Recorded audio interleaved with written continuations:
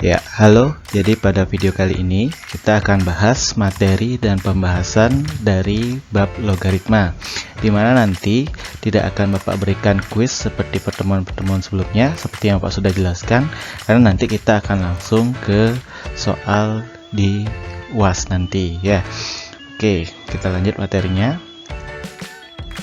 Ya, pertama kita akan bahas dulu tentang definisi logaritma. Dimana di sini Bapak perlihatkan, ya ada yang bentuk yang pertama yaitu 2 pangkat 3 kita ketahui sama dengan 8. Kemudian akar pangkat 3 dari 8 itu sama dengan 2. Dimana diketahui bahwa 2 di sini pada bentuk yang pertama merupakan bilangan pokok, kemudian 3 adalah bilangan pangkatnya, 8 ini adalah bilangan hasil. Pada bentuk kedua dia tetap nama-namanya, tapi hanya berubah posisinya saja. Di sini kita lihat 2-nya tetap menjadi bilangan pokok, kemudian 3 tetap menjadi bilangan pangkat, dan 8 tetap menjadi bilangan hasil.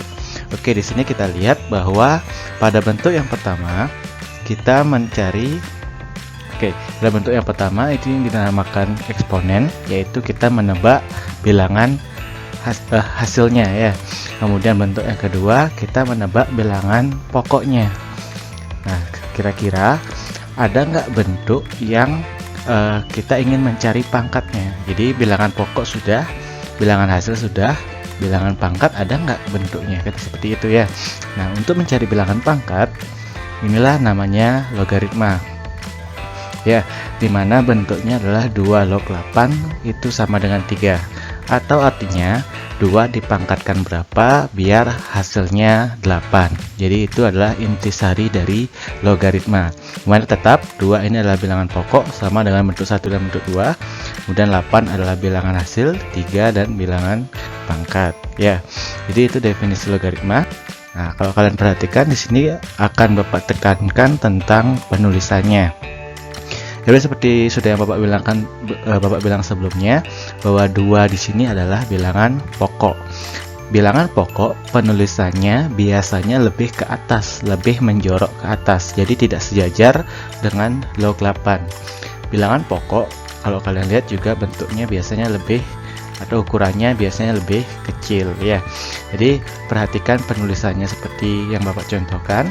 Kemudian kalau misalkan bilangan pokoknya tidak ditulis seperti yang Bapak contohkan berikut, log 8 saja misalkan, jadi tidak ada bilangan pokok, itu artinya bilangan pokoknya adalah 10. Jadi dengan cara yang sama, log 100 itu artinya 10 log 100. 10 log 100 berapa? 10 dipangkatkan berapa biar dapat 100? Kan dipangkatkan 2 ya. Berarti log 100 itu sama dengan 10 log 100 atau sama dengan 2. Oke. Jadi seperti Bapak bilang sebelumnya, bilangan pokok itu penulisannya lebih ke atas dan lebih kecil ya. Jadi jangan sejajar. Kenapa jangan sejajar? Kalau kalian nulisnya sejajar, artinya itu 2 kali log 8. Ya, perhatikan seperti ini. 2 kali log 8 itu tidak sama dengan 2 log 8. Jadi kalau maksud kalian adalah bilangan pokok, tulislah lebih ke atas dan lebih kecil ya, jangan sejajar. Karena kalau sejajar itu artinya seperti ini, 2 kali 10 log 8. Paham ya perbedaannya? Nah, kita langsung lanjut ke sifat logaritma. Sebelum langsung ke sifat logaritma, ada konsep dasar yang harus kalian perhatikan. Di sini perhatikan, B log A itu sama dengan A log B. Kenapa seperti itu? Coba perhatikan seperti ini. 2 log 8 kan sama dengan 3 ya. 2 dipangkatkan berapa biar hasilnya 8? Kan 3 ya.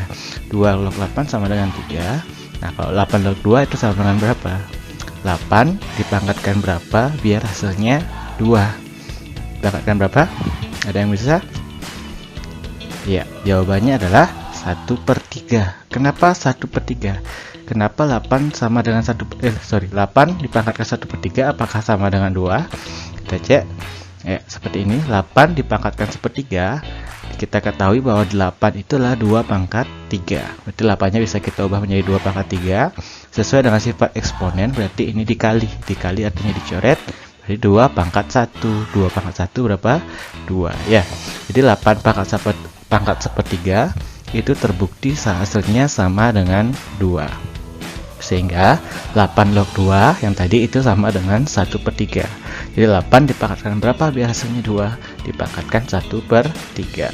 Sedangkan kita tahu bahwa 2 log 8 itu sama dengan 3. Berarti 3 ini bisa kita ubah menjadi 2 log 8, ya kan? Berarti dia akan sama dengan 8 log 2 sama dengan 1/2 log 8.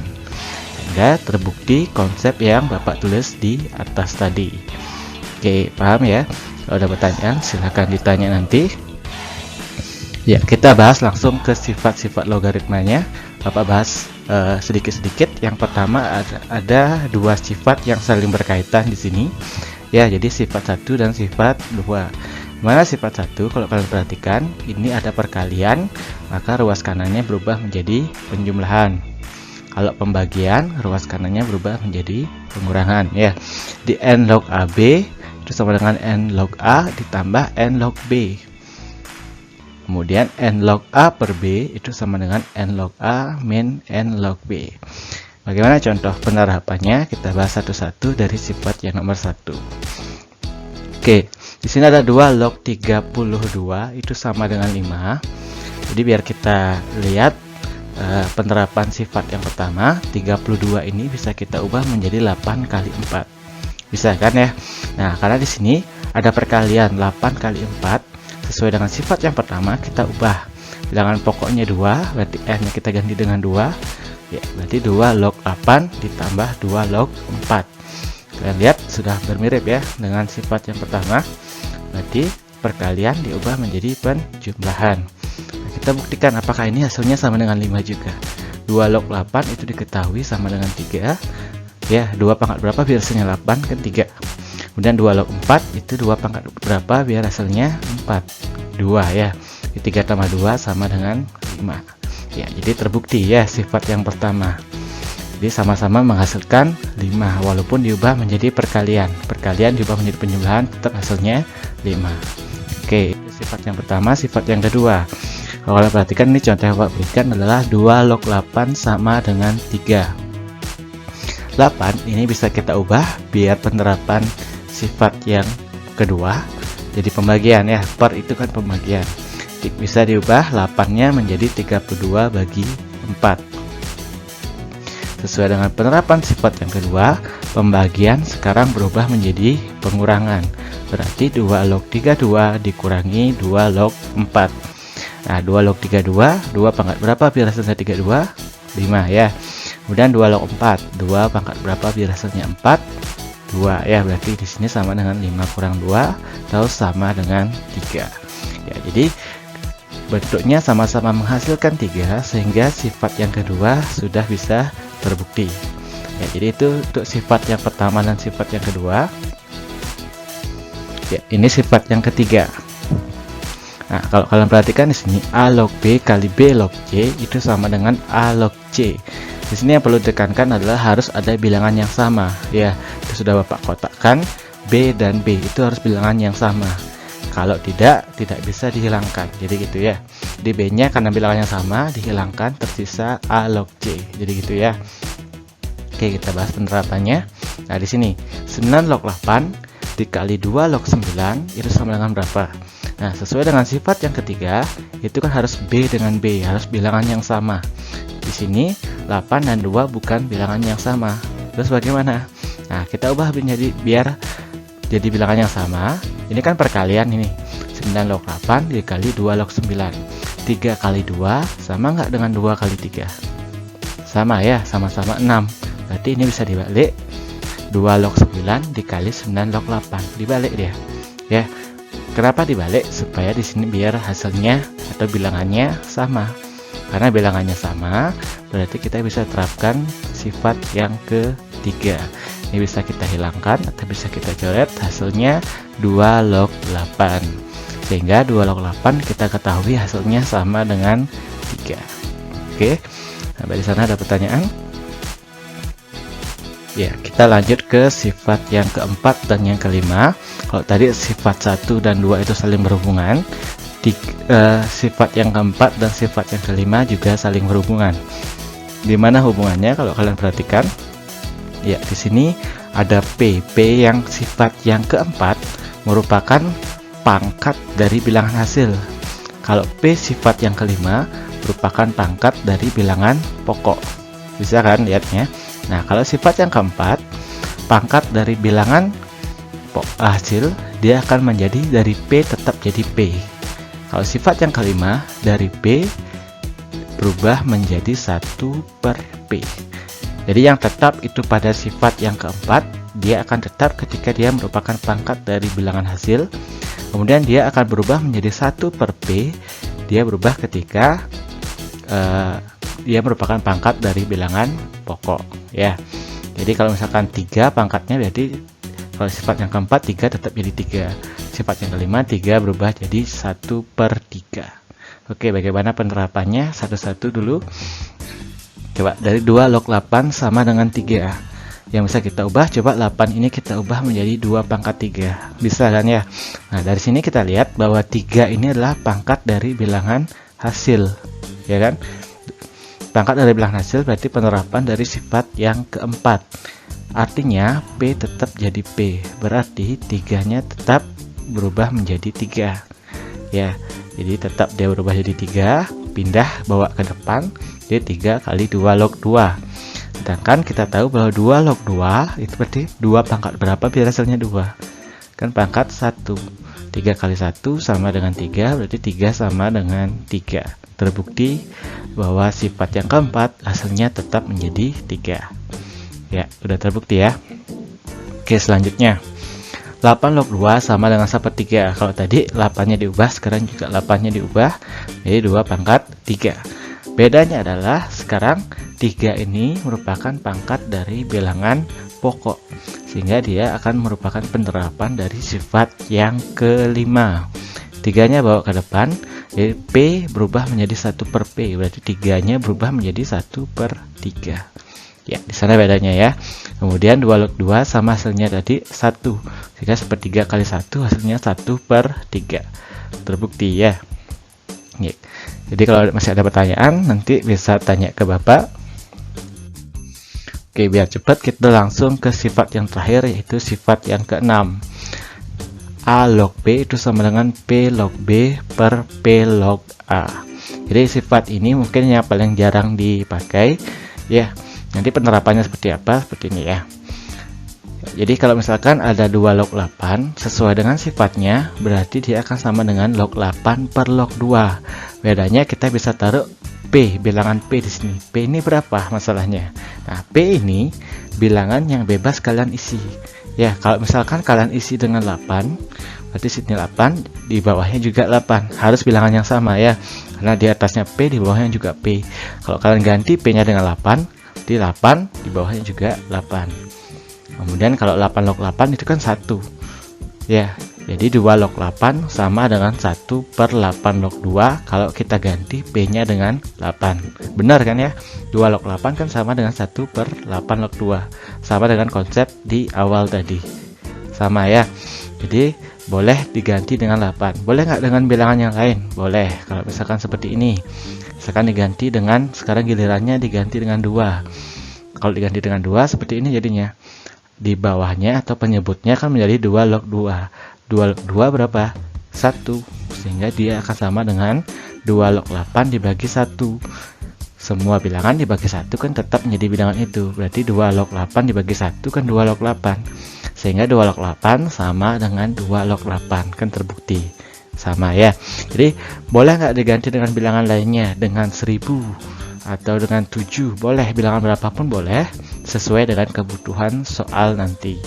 Oke, nanti kalau ketemu soal baru bisa kita terapkan ya. Jadi di sana saja ada 6 sifat yang akan kita pakai. Nah, masing-masing soal tidak hanya satu sifat yang akan dipakai, tapi bisa saja lebih dari satu sifat yang akan dipakai. Contohnya seperti ini. Ya, 5 log akar 27 dikali 9 log 125 ditambah 16 log 32. Ini Bapak ambil soal di LKS, lupa halaman berapa.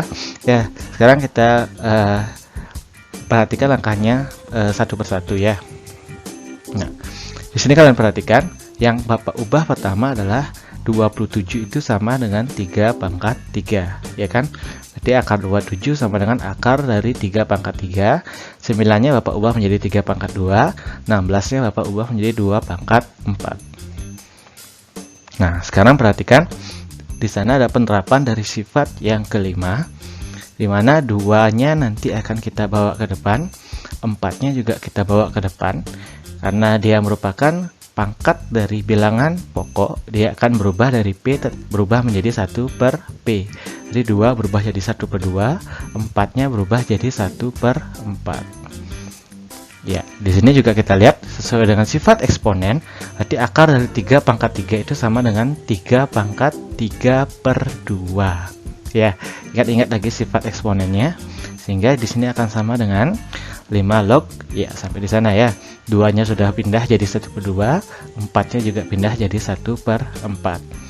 Akar 3 pangkat 3 itu sama dengan 3 pangkat 3 per 2. Paham ya? Nah, sekarang kalian perhatikan di sini 3 per 2 itu merupakan pangkat dari bilangan hasil. Berarti kita bisa pakai sifat yang keempat, P berubah jadi P. 3 per 2 tetap menjadi 3 per 2. Kemudian di sini juga ada 2 log 32. 2 log 32 berarti 2 pangkat berapa biar hasilnya 32? 5 ya. Berarti 2 log 32 bisa kita ubah menjadi 5. Ya, seperti ini nanti. Sehingga ya 3 per 2 dikali 5 log 3 kali 1 per 2 kali 3 log 125 ditambah 1/4 kali 5. Ya, di sini kita lihat 1/4 kali 5 itu sama dengan 5/4 ya. Ya, sudah berubah menjadi 5/4. Nah, sekarang urutannya Bapak pindah-pindah ya. Kan awalnya 3 per 2 kali 5 log 3 kali setengah kali 3 log 125. Seperti tadi, perkalian itu urutannya bisa diubah-ubah. 2 kali 3 sama dengan 3 kali 2. Nah, setengah ini Bapak bawa ke depan, biar log dengan log itu berkumpul, pecahan dengan pecahan itu berkumpul. Bisa ya? Boleh seperti itu. Nah, sekarang di sini 3 per 2 kali 1 per 2 itu kan sudah bisa dikalikan. Nah, di sini juga ada bilangan yang sama, berarti ada penerapan dari sifat yang ketiga. Ya, nantinya 3 per 2 kali 1 per 2 itu hasilnya 3 per 4 ya. Kemudian 3-nya bisa hilang, 5 log 125 ditambah 5 per 4. Nah, kemudian 5 log 125 berarti 5 pangkat berapa biar hasilnya 125 kan 5 pangkat 3 ya. Jadi hasilnya 3, ini kita ganti ya, 3 per 4 kali 3 ditambah 5 per 4. Ini kan bisa kalian selesaikan ya. Jadi jadinya 9 per 4 ya, 3 kali 3 kan 9. 9 per 4 ditambah 5 per 4. Karena penyebutnya sudah sama, tinggal kita jumlahkan pembilangnya, jadinya 14 per 4. Nah, hasil ini bisa kita sederhanakan, sama-sama dibagi 2, hasilnya sama dengan 7 per 2. Ya, jadi di sana langkah-langkahnya bisa kalian lihat, lebih dari satu sifat yang dipakai untuk menyelesaikan satu soal ya. Jadi tidak selamanya satu soal menggunakan satu sifat saja. Ingat, kalau ada pertanyaan bisa tanya ke Bapak ya. Nah, kemudian ada soal seperti ini. Nah, soal-soal seperti ini biasanya memang murni memerlukan insting kalian untuk menjawab, kira-kira diubah seperti dulu bagaimana biar hasilnya sesuai dengan yang diharapkan di LKS, kan seperti itu ya. Nah, di sini ada 9 log 7 sama dengan P. Kemudian kalau 27 log 21 itu sama dengan berapa? Dalam bentuk P juga harus. Itu maksud soalnya. Jadi 9 log 7 sama dengan P, 27 log 21 itu sama dengan berapa P? Itu maksudnya. Oke, gimana caranya menyelesaikan? Kalian lihat. Ya, ini bawa ke bawah dulu. Ya, jadi 9 itu kan sama dengan 3 pangkat 2. Nah, 2 ini merupakan pangkat dari bilangan pokok, sehingga kita pakai sifat yang ke-5, dibawa ke depan berubah menjadi 1 per 2 ya kan. 1 per 2 kali 3 log 7. Nah, di sini 1 per 2 kan kali 3 log 7, berarti 1 per 2 nya bawa ke kanan, awalnya perkalian pindah ruas jadi pembagian ya kan. Nah, kemudian P bagi 1 per 2, kalau kalian ingat lagi konsepnya, berarti P kali 2 per 1 kan dibalik ya. P kali 2 per 1 itu sama dengan 2P. 3 log 7 itu sama dengan 2P. Oke. Nah, kenapa Bapak ubah seperti ini? Kalian lihat, tadi apa pertanyaannya? 27 log 21 itu sama dengan berapa P? Di sini kita lihat 27-nya kita bisa ubah, 21-nya juga bisa kita ubah. 27 jadi apa? Jadi 3 pangkat 3. Bisa kan ya? Kemudian 21 itu sama dengan 7 kali 3. Ya kan? Nah, sekarang 3 pangkat 3, berarti 3 ini adalah pangkat dari bilangan pokok. Jadi kita pakai lagi sifat yang ke-5, ya berubah jadi 1/3 ya. Kemudian ini kalian lihat 3 log 7 kali 3, berarti itu bisa kita pakai penerapan dari sifat yang pertama, kan perkalian ya. Perkalian berubah menjadi penjumlahan. Ya, di sini ingat harus ada kurung ya. Kalau tidak ada kurung berarti 1/3-nya dikalikan 3 log 7 saja. Sedangkan harusnya dikalikan dua-duanya ya. Dikalikan 3 log 7 juga dikalikan 3 log 3. Nah, di sini kita lihat, kalau tadi kita sudah dapatkan bahwa 3 log 7 itu sama dengan 2P, berarti ini 3 log 7 ini bisa kita ubah jadi 2P ya. Sedangkan 3 log 3 itu sama dengan 1. Jadinya di sini 1/3 kali 2P tambah 1. Atau sampai di sini kalian jawab sudah benar, atau ini bisa diubah lagi seperti ini boleh ya. 1 kali 2P tambah 1 kan tetap 2P tambah 1 ya. Jadi penyebutnya tetap 2P tambah 1/3. Oke, sampai sana aja. Kalau ada pertanyaan, screenshot tanya ke Bapak ya. Ya, jadi kita ke materi selanjutnya. Jadi ada 3 materi akan kita bahas pada video ini, yaitu definisi logaritma, persamaan logaritma, dan yang terakhir pertidaksamaan. Definisinya sudah, definisi sifatnya sudah. Ada berapa sifat tadi? Ada 6 sifat ya. Nah, kemudian sekarang kita ke persamaan logaritma. Sebelum kita masuk ke persamaan logaritma, di sini ada namanya konsep numerus.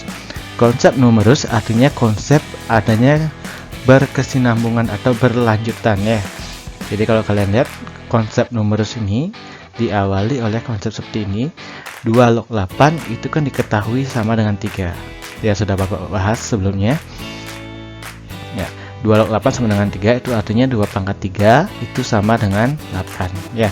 Logaritma bisa diubah ke dalam bentuk eksponen. Nah, kalau pertanyaannya 2 log min 8 sama dengan X, berarti 2 pangkat X kan sama dengan min 8 ya kan, pakai pola sebelumnya, pola di atas. Nah, juga sama dengan 2 log 0 itu sama dengan X, 2 pangkat X sama dengan 0 ya kan. Nah, sekarang pertanyaannya, X nya sama dengan berapa? Jadi 2 pangkat X sama dengan min 8, 2 kira-kira dipangkatkan berapa biar hasilnya min 8? Ada nggak? 2 pangkat berapa biar hasilnya min 8? 2 pangkat negatif kan hasilnya 1 per, kan tetap positif dia kan. Ada nggak dipangkatkan biar hasilnya negatif? Tidak ada ya. Begitupun juga dengan 2 pangkat X sama dengan 0, 2 pangkatkan berapa biar hasilnya 0? Tidak ada ya. Oleh karena itu konsep numerus itu adalah bilangan hasil haruslah selalu positif ya. Kenapa harus selalu positif ya? Karena tidak ada bilangan pangkat yang memenuhi nanti. Seperti tadi X nya berapa? Kan nggak ada ya. Sehingga konsep numerusnya kalau ditulis secara matematis seperti ini. Kalau misalkan ada A log fx sama dengan B, bilangan hasilnya mana? Fx kan ya. Berarti syarat numerusnya fx itu harus lebih dari 0. Artinya sudah pasti positif dan tidak boleh 0. Oke. Ini adalah konsep numerus yang akan kita pakai di persamaan logaritma dan pertidaksamaan nanti. Ya. Jadi konsep numerus sudah. Jadi sekarang ke jenis-jenis persamaan. Ya, dikit-dikit dulu kita bahas. Ada 2 persamaan yang akan kita bahas di awal. Yang pertama, A log fx itu sama dengan A log b, kemudian A log fx sama dengan A log gx. Ya. Ini namanya persamaan, kedua ruas dihubungkan dengan tanda persamaan. Nah, 2 jenis persamaan ini memiliki kesamaan ya, dimana sama-sama memiliki bilangan pokok yang sama. Di ruas kiri bilangan pokoknya A, ruas kanan juga bilangan pokoknya A. Jadi ciri khas dari kedua jenis persamaan ini adalah bilangan pokoknya harus sama di kedua ruas. Paham ya? Nah, bilangan pokok yang sama itu bilangan hasilnya juga harus sama atau pasti sama, ya kan? Kalau bilangan pokoknya sama, bilangan hasilnya pasti sama. Oke, kemudian ingat syarat numerus yang sudah kita pelajari sebelumnya. Oke, biar nggak bingung, langsung ke contoh soalnya. Ya, di sini coba kalian perhatikan, 7 log 6x kurang 3 itu sama dengan 7 log 9. Perhatikan, bilangan pokoknya kan sudah sama ya. Nah, di sini ada syarat numerus, bilangan hasilnya yang mana? 9 dengan 6x kurang 3. 9 kan sudah pasti dia lebih dari 0. Kalau 6x min 3, kita cari 6x min 3 lebih dari 0. 6x min 3 nya pindah jadi 3. 6x lebih dari 3, berarti x lebih dari 1/2. Cari nilai x nya ya. Nah, kemudian di sini seperti yang Pak bilang tadi, bilangan pokoknya kan sudah sama di kedua ruas. Berarti bilangan hasil itu sama dengan bilangan hasil. Bilangan hasil di ruas kiri itu 6x min 3, di ruas kanan itu 9. Berarti 6x kurang 3 sama dengan 9. Berarti 6x sama dengan 9 tambah 3, kita cari nilai x-nya ya. Berarti 6x sama dengan 12 dan x sama dengan 2. Nah, tadi syarat numerusnya berapa?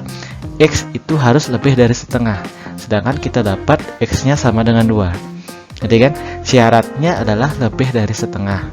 Kita dapatkan bahwa nilai x-nya sama dengan 2. Berarti 2 ini memenuhi syarat apa enggak? Apakah dia lebih dari setengah 2 ini? Benar ya, 2 itu kan lebih dari setengah. Berarti x sama dengan 2 itu merupakan himpunan penyelesaian.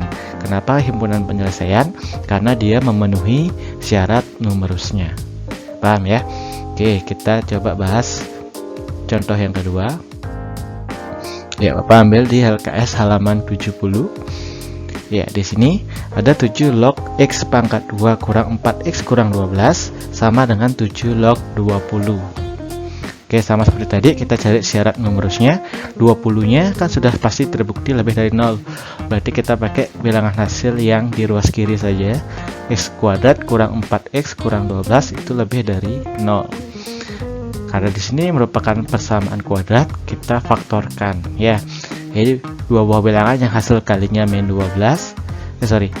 Benar ya, hasil kalinya min 12, hasil penjumlahannya min 4. Berarti min 6 dan plus 2. Pelajari lagi ya konsep pemfaktorannya.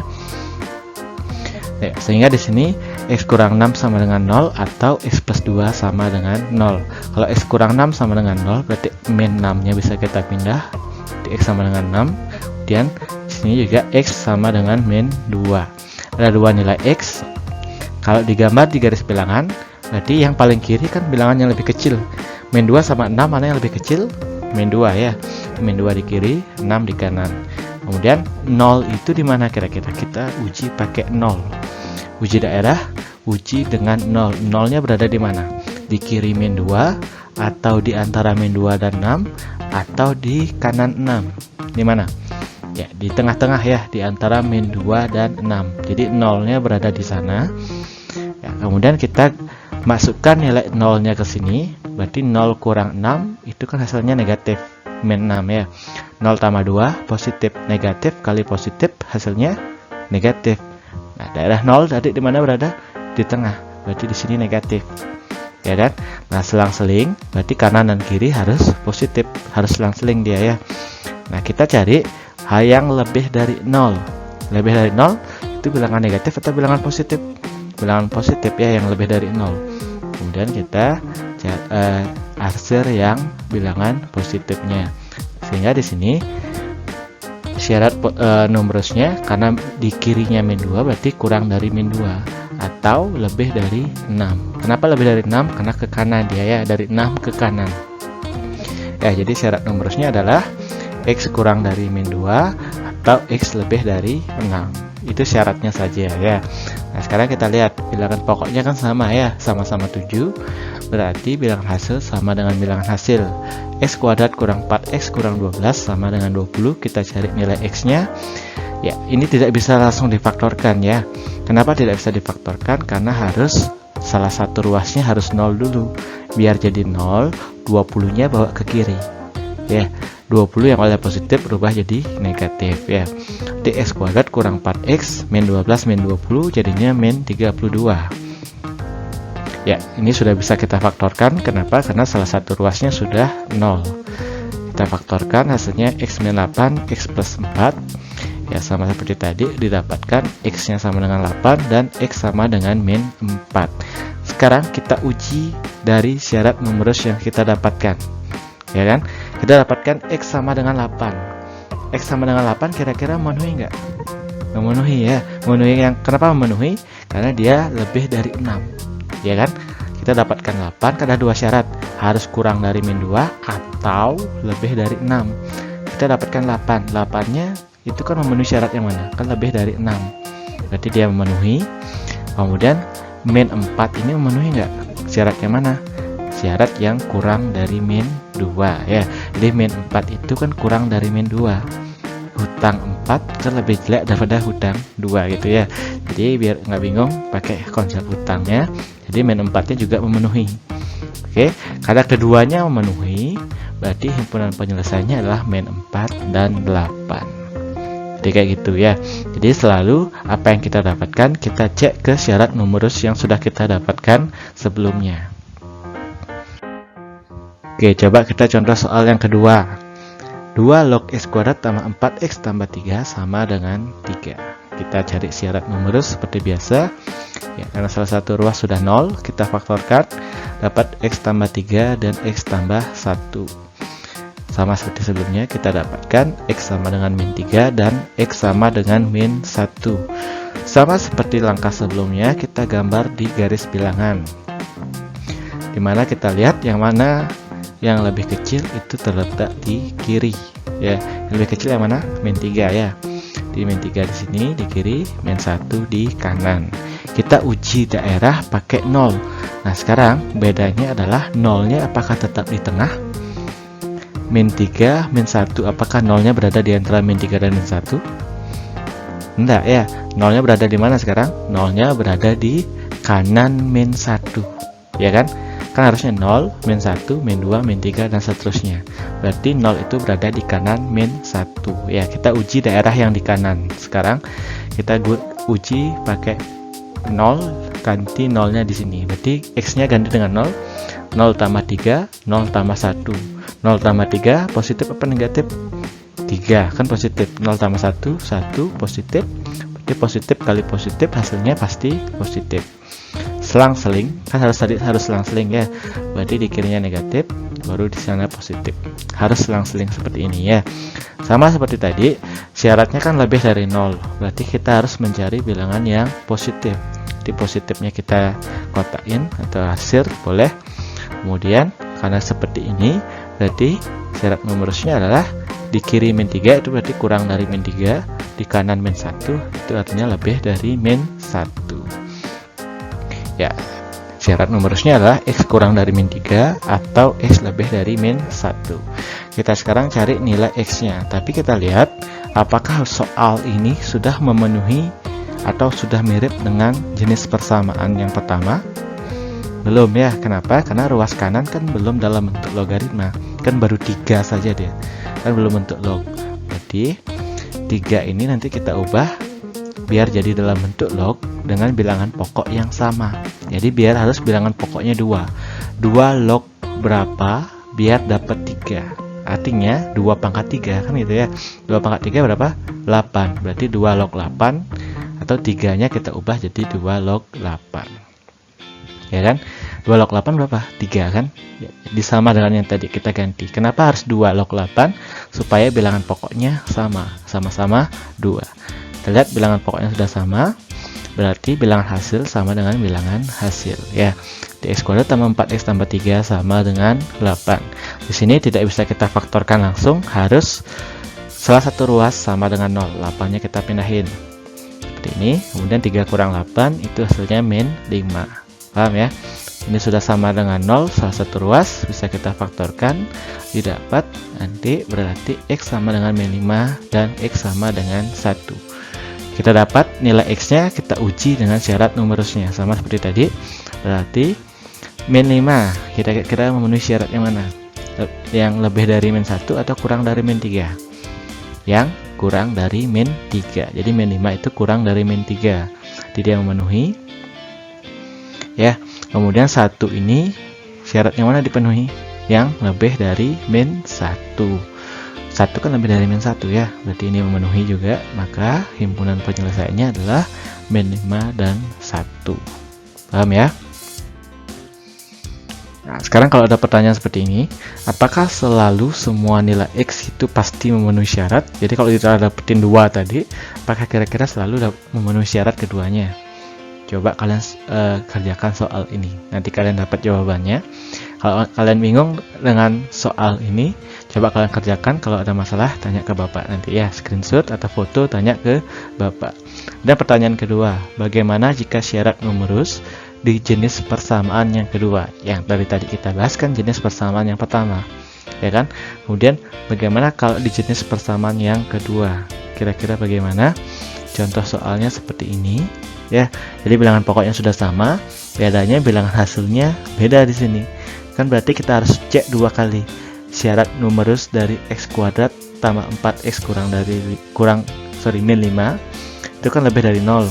Kemudian 5x plus 7 juga harus kita cek syarat numerus lebih dari 0.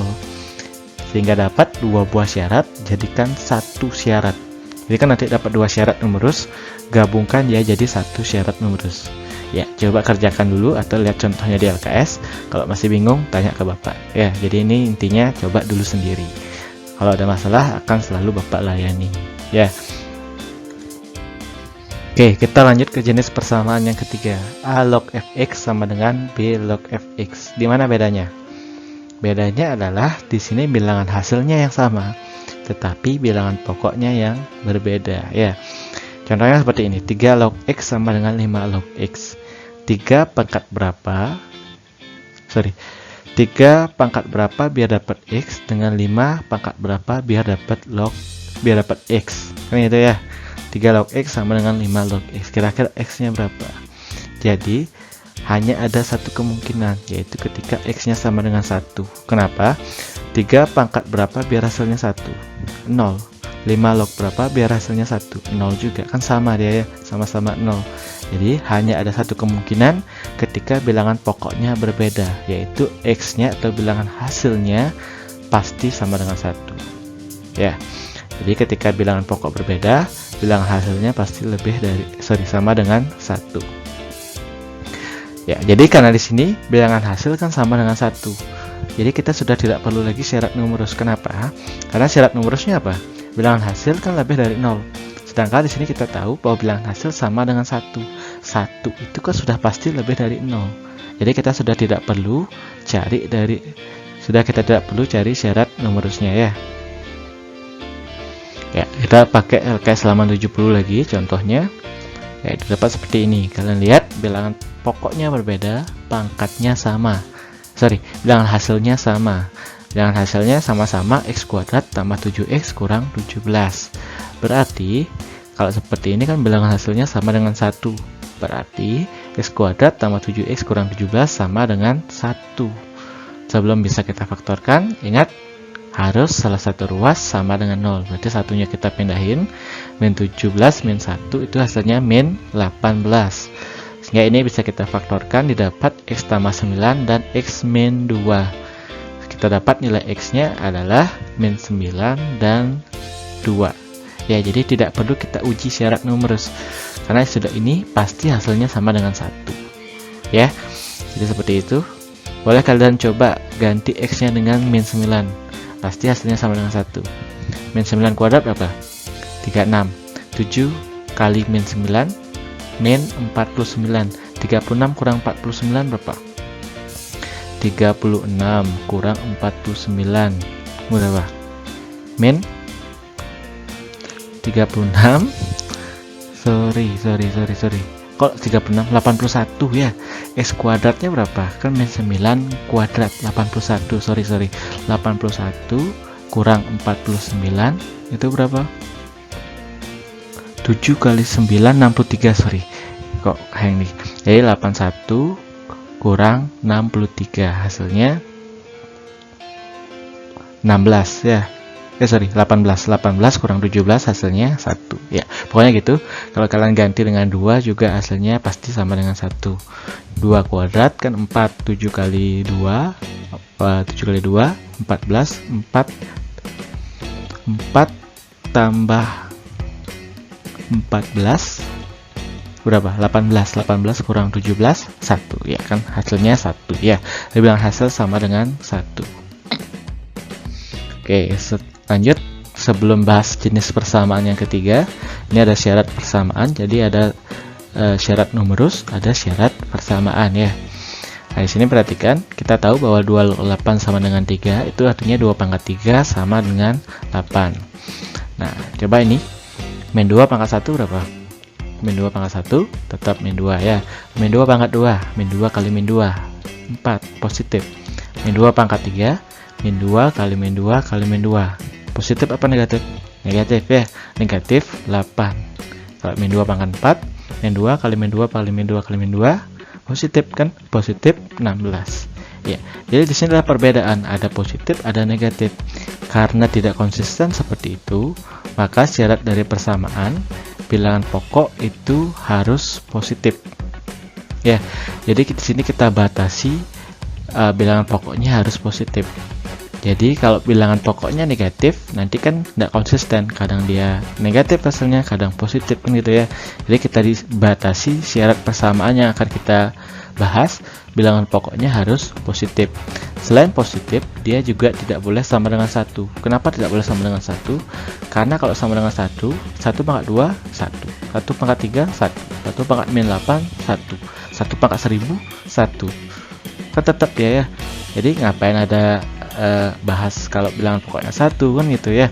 Jadi kita batasi syarat persamaan ini, intinya lah kita membatasi topik pembicaraan kita bahwa bilangan pokoknya itu harus positif dan tidak boleh sama dengan 1. Paham ya? Ya, jadi di sini syarat persamaannya kalau kita tulis secara matematis berarti A log fx sama dengan B. Syarat numerusnya berarti kan fx-nya lebih dari 0. Syarat persamaannya A-nya lebih dari 0 dan A tidak boleh sama dengan 1. Ya kan? Jadi kita bahas jenis persamaan yang selanjutnya.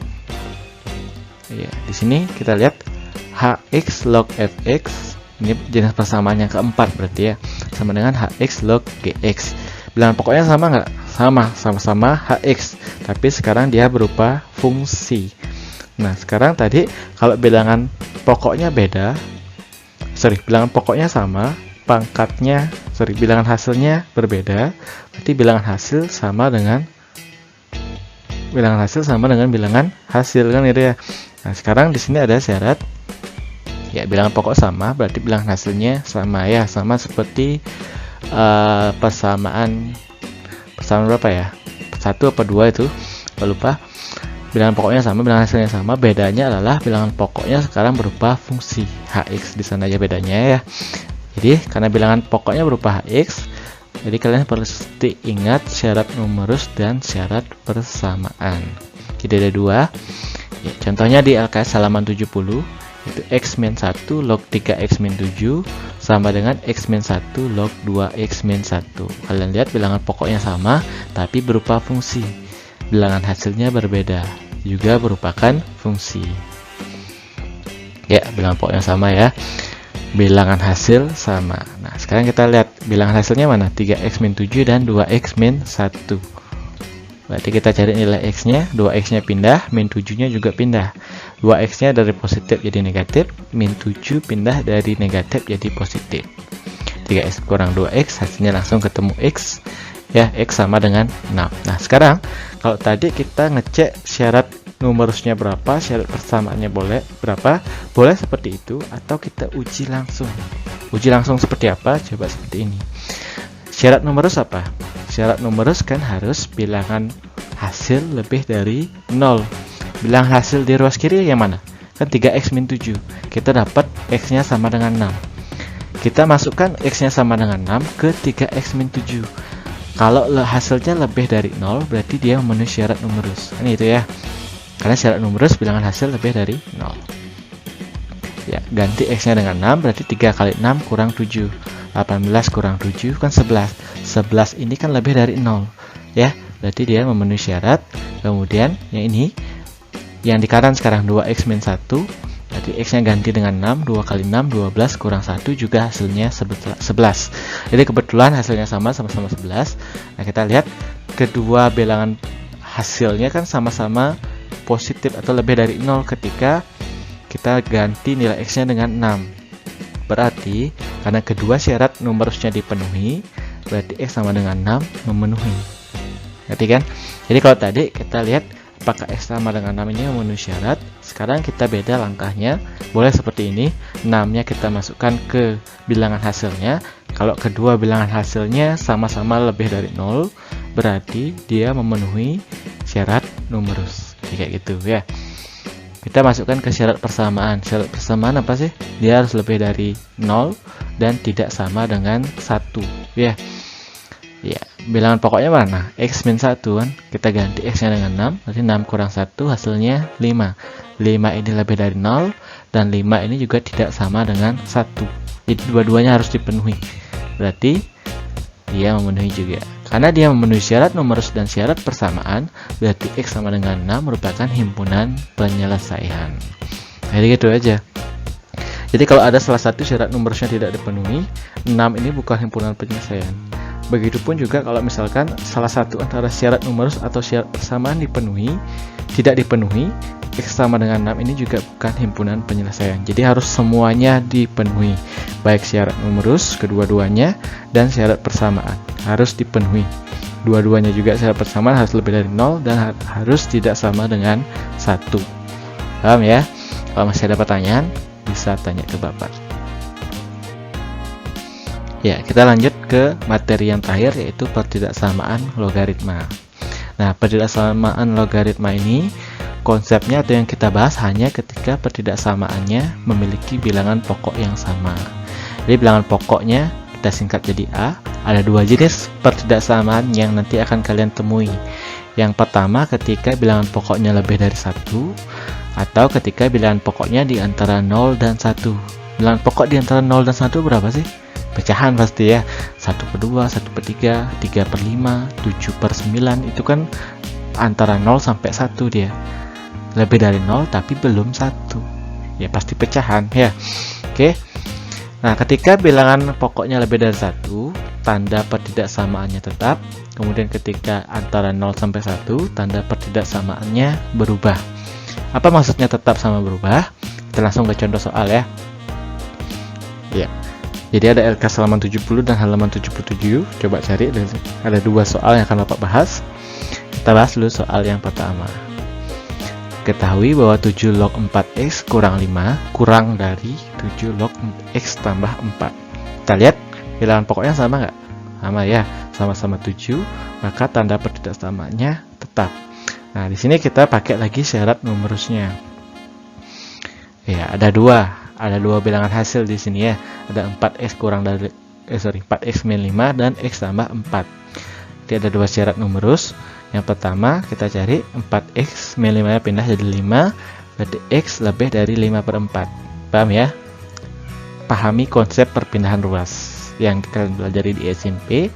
Kemudian di sini x plus 4 lebih dari 0, berarti 4-nya pindah jadi x lebih dari min 4. Ada dua syarat numerus. Harus lebih dari min 5/4 dan lebih dari min 4. Kemudian ada penyelesaiannya. Karena bilangan pokoknya sama, berarti bilangan hasil sama dong. Ya, pakai konsep persamaan tadi, berarti 4 ya, bilangan pokoknya sama. Kalau bilangan pokok sama, berarti tandanya tetap. 4x kurang dari 4x min 5 kurang dari x tambah 4. Perhatikan tandanya tetap, yang kurang dari tetap jadi kurang dari. Ya, di sini kita pindahkan x-nya bawa ke kiri, atau x-nya kita kumpulkan yang mengandung x di kiri, yang tidak mengandung x di kanan. X awalnya positif jadi negatif, min 5 yang awalnya negatif jadi positif. Ya, 4x kurang x, 3x, 4 tambah 5, 9, berarti x kurang dari 3. Ya. Nah, sekarang kita gambar ketiga yang kita dapat ini. Syarat numerus ada 2, penyelesaian ada 1. Kita gambar semuanya pada garis bilangan biar kalian gampang lihatnya seperti ini. Dia ada garis bilangan, kita urutkan dari yang paling kecil, min 4, 5/4, dan 3. Yang mana yang paling kecil? Min 4, kan bilangan negatif yang pasti yang paling kecil. Dan 5/4 itu kan kira-kira 1, sekian. Berarti dia kan lebih kecil daripada 3. Berarti dia berada di tengah-tengah, 3 yang paling besar berada di kanan. Jadi pada garis bilangan kurang lebih seperti ini. Ya, kita dapat bahwa yang pertama X lebih dari min 4. Berarti dari min 4 ke kanan dia kan. Kemudian syarat nomor yang kedua, X lebih dari min 5/4. Berarti dari min 5/4 ini juga ke kanan. Ya, kemudian penyelesaiannya kita dapat X kurang dari 3. Berarti dari 3 ke kiri sekarang. Ya, jadi yang hijau itu syarat, yang biru itu penyelesaian. Nah, mana himpunan penyelesaiannya? Himpunan penyelesaian adalah daerah yang memenuhi ketiga ini, atau daerah yang mengandung 3 garis. Yang mana yang mengandung semua garis? Daerah yang mana? Ya, daerah yang di tengah-tengah ini. Ya kan? Dia daerah yang mengandung semua garis ada di sana, kan gitu ya. Jadi himpunan penyelesaiannya adalah daerah antara 5/4 dan 3. Atau secara matematis bisa kalian tulis seperti ini. Berarti X itu lebih dari X lebih dari 5/4 dan X kurang dari 3. Kan gitu ya. Atau 5/4 kurang dari X kurang dari 3. Jadi seperti itu penulisan secara matematisnya. Paham ya?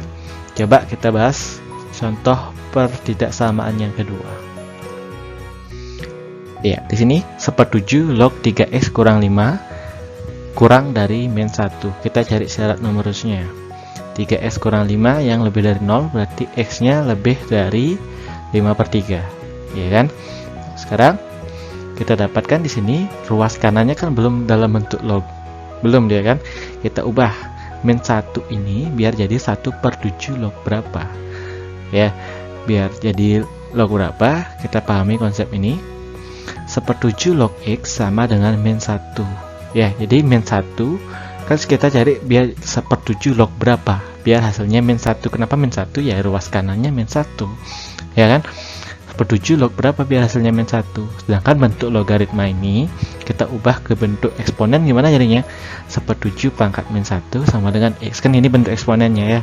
Sehingga x sama dengan 1/7 pangkat min 1.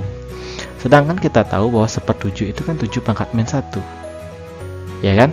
Pakai sifat eksponennya lagi, ingat-ingat 1/7 adalah 7 pangkat min 1. Dipangkatkan lagi min 1, ada pangkat double, berarti pangkatnya tinggal dikali. Min 1 kali min 1 itu hasilnya 1. Sehingga x sama dengan 7 pangkat 1 atau x sama dengan 7. Ya, 7 sama dengan x. Berarti yang di awal yang warna hitam itu 1/7 log x sama dengan min 1, berarti x-nya ganti dengan 7. Jadinya 1/7 log 7 yang hasilnya sama dengan min 1. Sehingga min 1 pada soal bisa kita ubah menjadi 1/7 log 7. Kenapa kita ubah? Ya karena biar kedua ruas jadi logaritma dengan bilangan pokok yang sama. Paham ya? Ya. Jadi kita cari penyelesaiannya. Karena bilangan pokoknya sudah sama, berarti bilangan hasil sama bilangan hasil. 3x min 5 lebih dari 7. Kenapa lebih dari 7? Kenapa nggak kurang dari 7? Karena ya bilangan pokoknya pecahan atau jenis pertidaksamaan yang kedua ya. Jadi kalau bilangan pokoknya berada di antara 0 dan 1 atau pecahan, ini kan 1/7 nih pecahan. Jadi tandanya berubah, yang awalnya kurang dari berubah menjadi lebih dari. Ya, harus ingat di sana. Karena pertidaksamaannya berubah. Ya, jadinya min 5 pindah jadi plus 5 sehingga didapatkan x-nya lebih dari 4. Jadi perlu hati-hati ya. Kalau kalian lihat bilangan pokoknya pecahan yang kurang dari 1 dan lebih dari 0. Karena ada pecahan yang lebih dari 1. Misalkan 6/2. 6/2 kan pecahan, tapi dia lebih dari 1. 6/2 kan 3. 3 kalau lebih dari 1. Jadi ada pecahan yang kurang dari 1 dan lebih dari 0, maka tandanya harus berubah. Yang awalnya kurang dari jadi lebih dari jadi kurang dari sama dengan jadi lebih dari sama dengan, dan seterusnya. Kita gambar di garis bilangan 5/3 sama 4, kan 4 lebih besar ya. Nah, di sini syarat numerusnya lebih dari 5/3. 5/3 berarti ke kanan apa kiri? Ke kanan. 4-nya ke kanan juga, lebih dari ya. Ini ke kanan, daerah mana yang mengandung dua garis tersebut? Yang ini ya. Jadi ini daerahnya, atau bisa kita lihat bahwa daerahnya adalah daerah yang lebih dari 4, ya kan? Kanannya 4, atau secara matematis bisa kita tulis sebagai X lebih dari 4. Ya, itu aja ya. Ada pertanyaan nggak dulu? Ada pertanyaan, screenshot, tanya ke Bapak ya. Selama kalian tanyanya sebelum jadwal UAS akan selalu Bapak layani ya. Ya, di sini coba sendiri. Ketika bilangan hasilnya ada kuadratnya, gimana penyelesaiannya? Coba dulu sendiri ya. Itu ada di LKS halaman 77. Kalau kalian ingin tanya ke Bapak, Pak jawaban saya benar apa enggak, boleh. Pak saya macet di sini, silakan. Ya, intinya kalian coba dulu, kemudian coba juga soal pertidaksamaan logaritma lainnya. Oke? Ya, di sini saja video kita. Jadi kalau misalnya ada pertanyaan, segera tanya ke Bapak, jangan malu. Bisa kalau kalian malu tanya di grup, tanya japri di Bapak ya. Selama kalian sopan, selama tanyanya di waktu yang tepat, jadi nggak malam, nggak di atas jam 10 malam gitu kalian nanya, kan pasti akan Bapak layani. Oke, jadi selamat mencoba, selamat belajar, kita ketemu di UAS nanti. Oke, video ini Bapak akhiri ya.